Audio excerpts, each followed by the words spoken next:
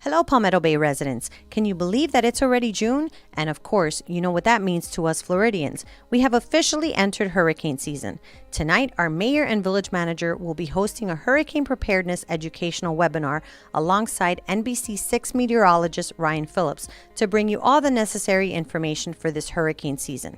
Our cone of uncertainty starts right now until November 30th. Hey there, Palmetto Bay. Karen Cunningham, your village mayor.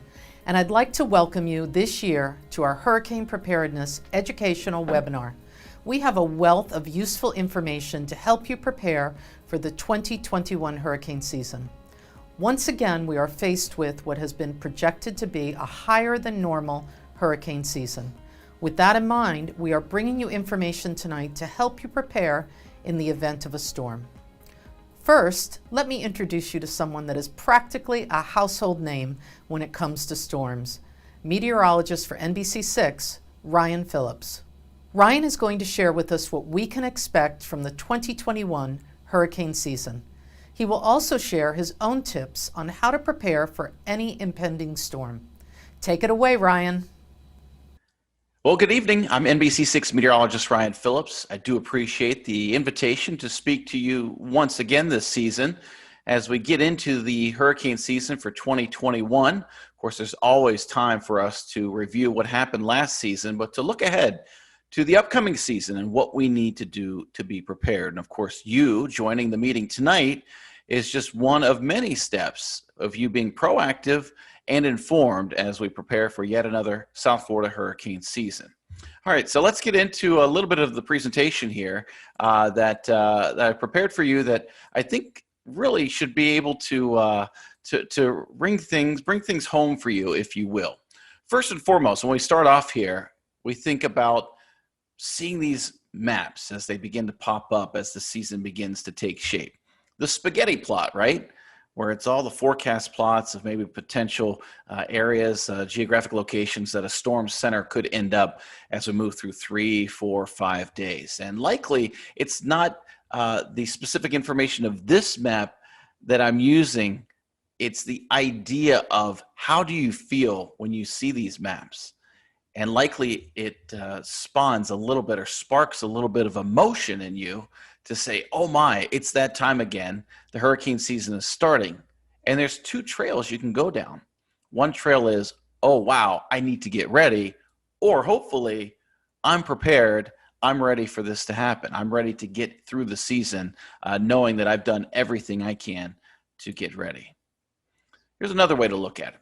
This is a quick loop. I think once we get through this radar loop, you'll have a better sense of which storm this was and maybe how you felt during this particular storm.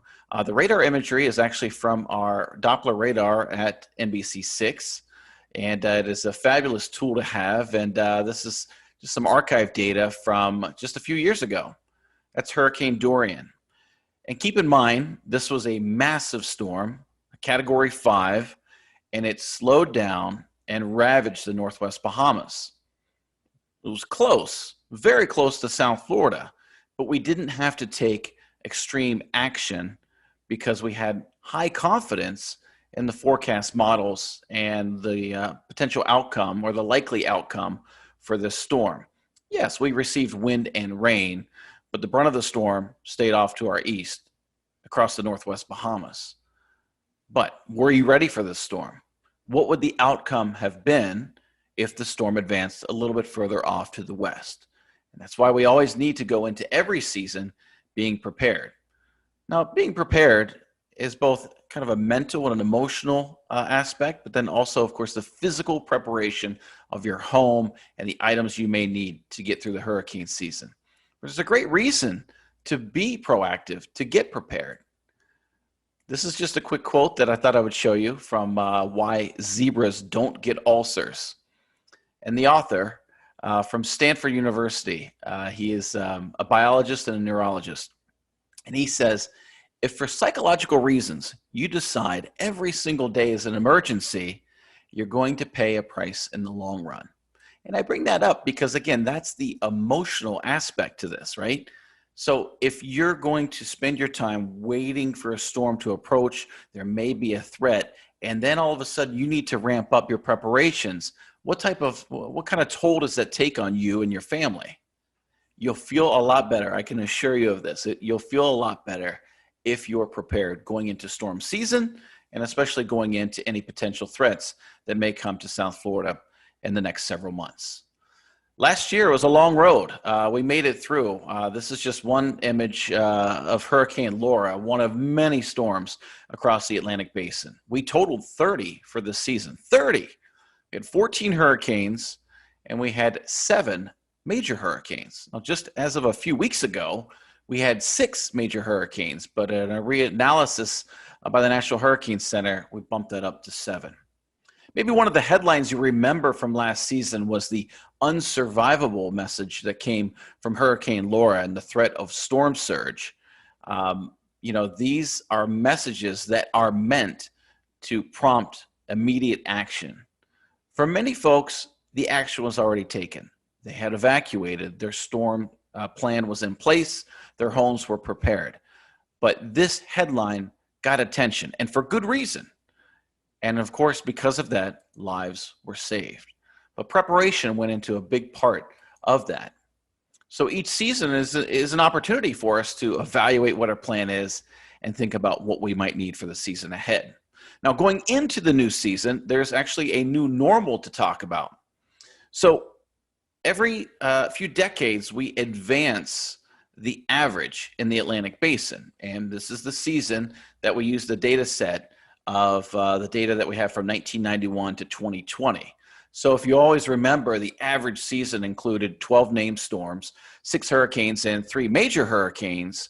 Now this season, you're going to hear us say the average is based on 14 named storms, 7 hurricanes, and 3 major hurricanes. So just a little bit of inside baseball there as to what's going on when we have these higher average numbers in the Atlantic Basin. That will start this season.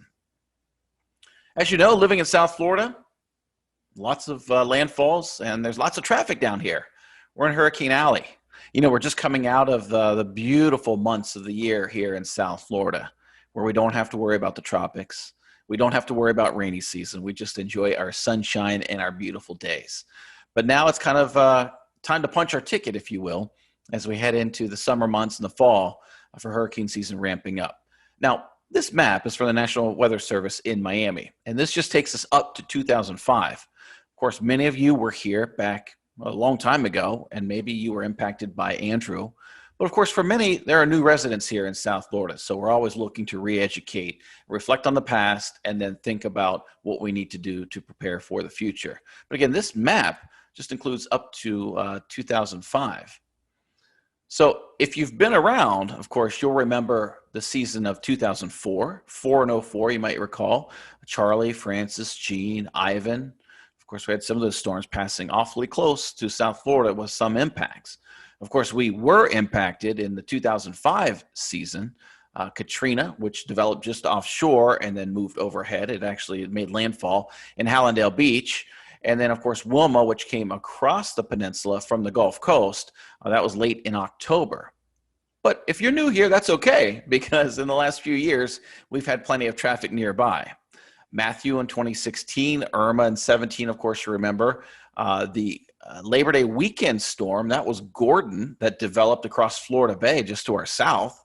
We had Dorian passing awfully close, and then, of course, Isaias, TD19, which became Sally. And late in the season, into early November, we had Ada. There's been a lot of traffic down here in South Florida. And so if you're new to the game, you need to know that these things happen. And a lot of times it's a close call, or it's just nearby enough to make us shake in our boots a little bit. But this is why we need to have a plan, and we need to be ready each season. Now, one thing I'll emphasize here is that, of course, a lot of you were really ramped up and ready. You were ready for Irma in 2017. But would you be upset if I told you that you did prepare for a hurricane, but you didn't go through it? Now, maybe you had some damage. What we ended up with here in South Florida, and let's just highlight Miami Beach here, and then, of course, extend down into Miami and Palmetto Bay, we experienced a duration of tropical storm force winds with some hurricane gusts. We did not experience sustained hurricane conditions here in South Florida, maybe across deep interior Miami-Dade County, but in the metro area, Irma brought us strong tropical storm conditions. So while it's true, you put your plan in place, you prepared, what you experienced in Irma was not a hurricane. We had hurricane gusts, and again, maybe you had some damage on your property, but if you thought Irma was bad, an actual hurricane coming through South Florida is really bad. So the level at which you prepared for Irma, that's a great benchmark, but imagine the conditions being a lot worse. So maybe if you recall some of the lessons you learned in your home and with your family in Irma, be ready to take that and maybe elevate it if we end up with a threat here in South Florida. All right, the seasonal forecasts, they've been coming out, always very of interest to folks living here in South Florida.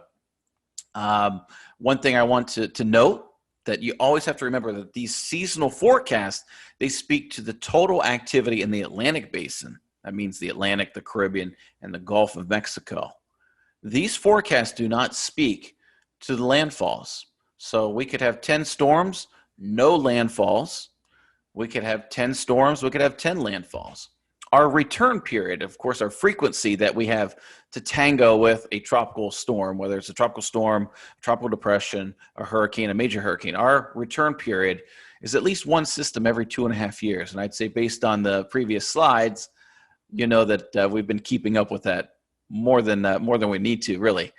So we could go for a nice break in the season, but we never know if that's going to materialize or not. So here we are getting prepared. Colorado State calling for 17 named storms this season, 8 hurricanes and 4 major hurricanes. Now keep in mind, we just talked about these new averages, right? So we know that we're seeing these forecast numbers being above average, again, against the 14, 7, and 3.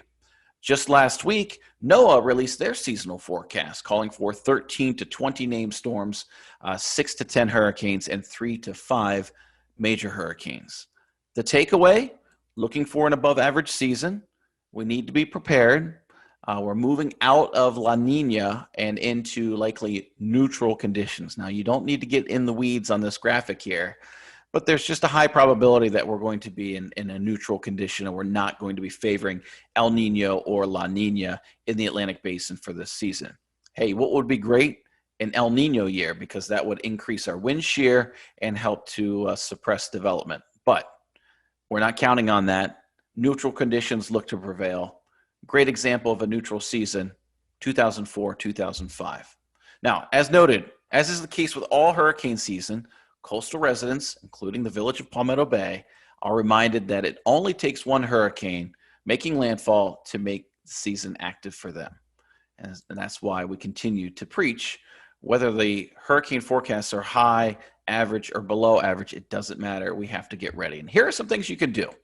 The basics, 3 days at least of food, water, and medication. You're ready before, during, and after the storm to sustain yourself. Flashlights, batteries to power them, of course, cash, an information device. Don't forget about old school radios. If the power is out and the TV is out, you need the means to get information. A radio will still be there for you. External battery charges, which is really something we haven't had to worry about in the last several years, but here's one right here, because we're going to want to at least have the ability to power up our smartphones for some information or some communication with our friends or family. Of course, for you or for your children or for your household, items of comfort and, of course, entertainment as well. So the idea of creating your hurricane supply kit is to have enough on hand that you can remain self-sufficient until you get help, until power comes back, or your water services come back, or you get some sort of normalcy. But being able to self-sustain is the key to preparing your kit.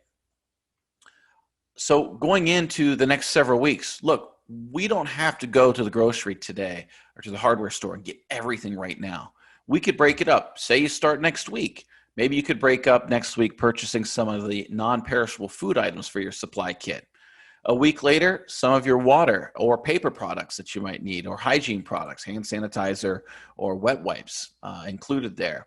Your batteries, flashlights, any type of lighting, that will come maybe in the third week of June. At the end of June, maybe some tools or supplies, tape, tarps, gloves, trash bags, just to name a few. And then by the time we get to the 4th of July, do you know your evacuation location in the event we would have to leave South Florida for hurricane impact? Keep in mind cash and gasoline to run your generators or your cars or any of your cleanup equipment. It's better to wait until we're closer to an event before you go stockpiling fuel in your home or you're extracting a lot of cash to have on hand. So maybe waiting until we're near an event before you engage in those preparation items. Now, a few things to think about. Your insurance, secure that documentation, homeowner's policy, renter's policy, your automotive policies, have all that. Have a hard copy on hand in a sealed Ziploc bag that you can keep with you, that you can keep protected. If you rent or own, there's some things to think about. What are you responsible for, especially if you're a renter, in terms of cleanup, in terms of shuttering? Who's going to help you? Who will provide guidance for you so that you know you're on track and doing your part to keep your property safe?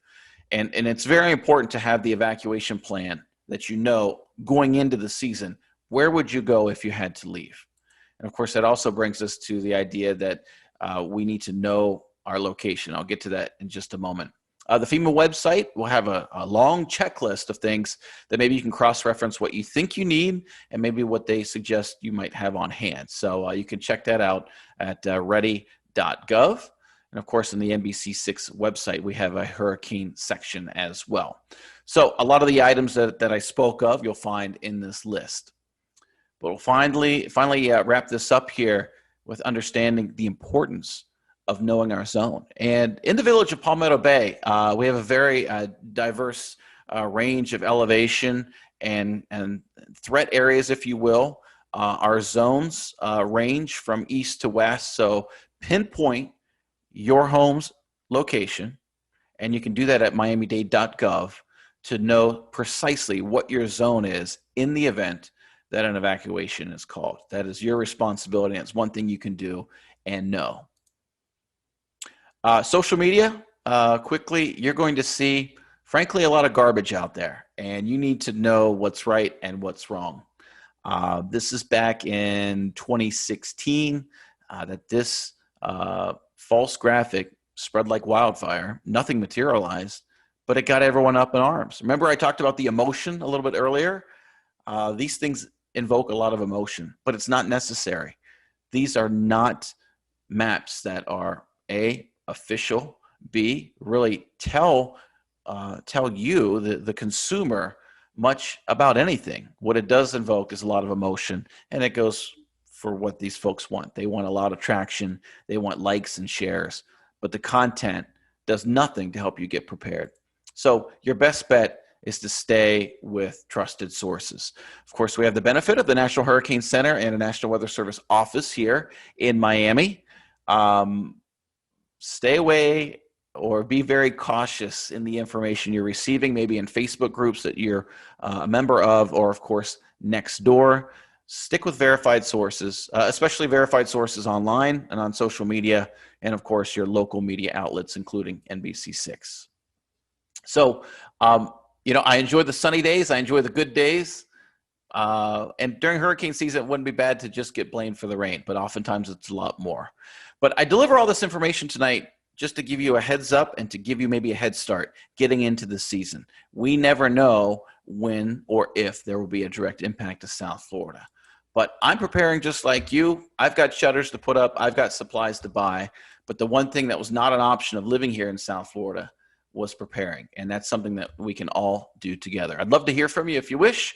You can drop me an email. That's ryan.phillips@nbc.com. You can also follow me on Twitter at RyanNBC6.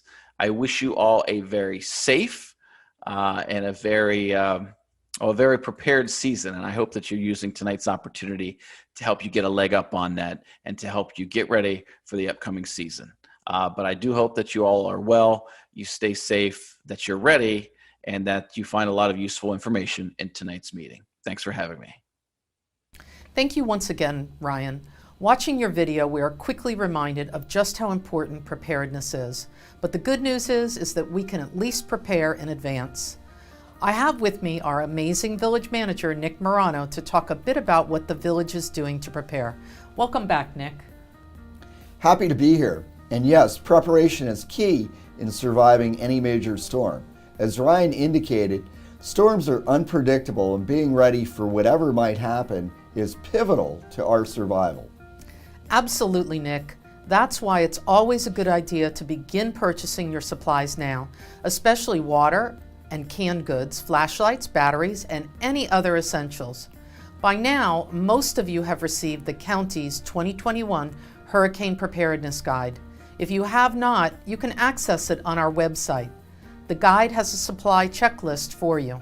And by the way, remember to take advantage of the tax-free week for hurricane supplies, which is currently underway until Sunday, June 6th. Yes, Mayor, and Ryan gave us a very useful timeline of when to purchase items as a reference.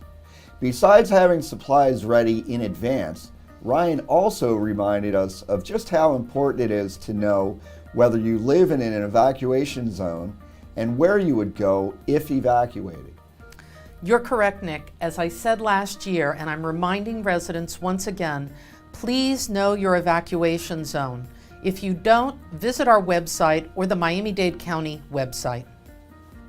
Mayor, and along those lines, I wanted to remind residents who need special assistance, such as those who cannot evacuate on their own or need life-sustaining medical equipment that requires electricity, that they must register with the county in advance.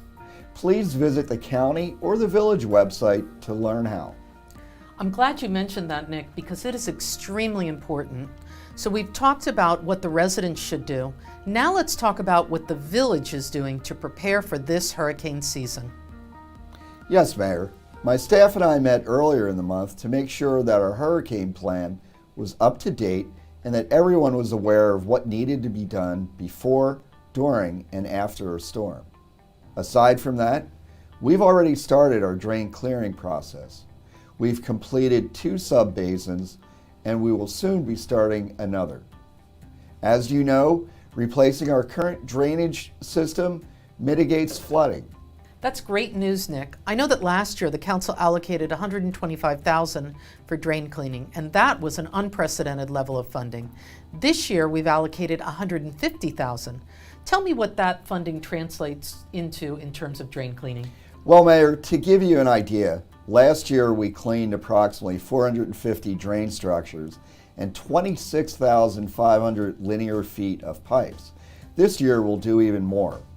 We've also started trimming trees on main roadways, such as Southwest 82nd Avenue and 144th Street, and we will continue throughout the next few months. All of this is important, but what do we do during and after a storm? Well, our plan calls for mission-critical staff to be on standby during a storm.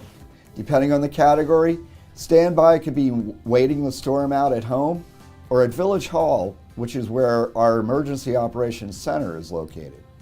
We stay in touch with the county and relay any important information to our residents, particularly anything specifically related to Palmetto Bay. That's great. Since you mentioned communicating with our residents, I know you have a plan in place to ensure that any emergency information or alerts are shared with our residents in a very unique way. Tell us more. Yes, Mayor. We will soon be launching our new emergency alert app so that we can communicate with our residents in real time. Alerts go directly to our residents' mobile devices, similar to an Amber or Silver alert. The app can also be used to relay other information, such as asking residents to stop trimming trees when there's an impending storm, and to ensure that any trash collections in front of their homes are picked up. We can also inform residents of ice or food distribution efforts, which were greatly needed after Hurricane Irma in 2017 and Dorian just last year. And how would you be able to reach a specific resident? How are the phone numbers collected? To receive the alerts, residents must sign in online with their email addresses and of course download the app. But not to worry, all of the information will be posted on our website's homepage and social media outlets. And what is your timeline? We're looking to launch it within the next few weeks and have it ready for the hurricane season. That really is good news, Nick. I'm really excited to bring this new communication tool to our residents. Okay, so now we know what to do before and during, but what do we do after a storm? Following a storm, we first do our damage assessment and then start to clear out roads blocked by tree limbs or other landscape debris. We also reach out to FPL and to mobile service providers to report extensive outages, and we monitor the repair process. Also, if I may add, Mayor, this year you sponsored a resolution to create a Cert Team in the village. The CERT acronym refers to the Community Emergency Response Team. CERT trains individuals on disaster response skills, including fire safety, light search and rescue, team organization, and disaster medical operations. The training is provided by Miami-Dade County free of charge. We are currently coordinating with the county to provide classes during the summer. As soon as the information has been confirmed, we will reach out to residents for anyone who may want to participate.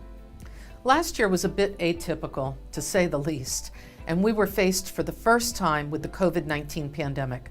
How is COVID affecting any actions related to hurricane preparedness this year?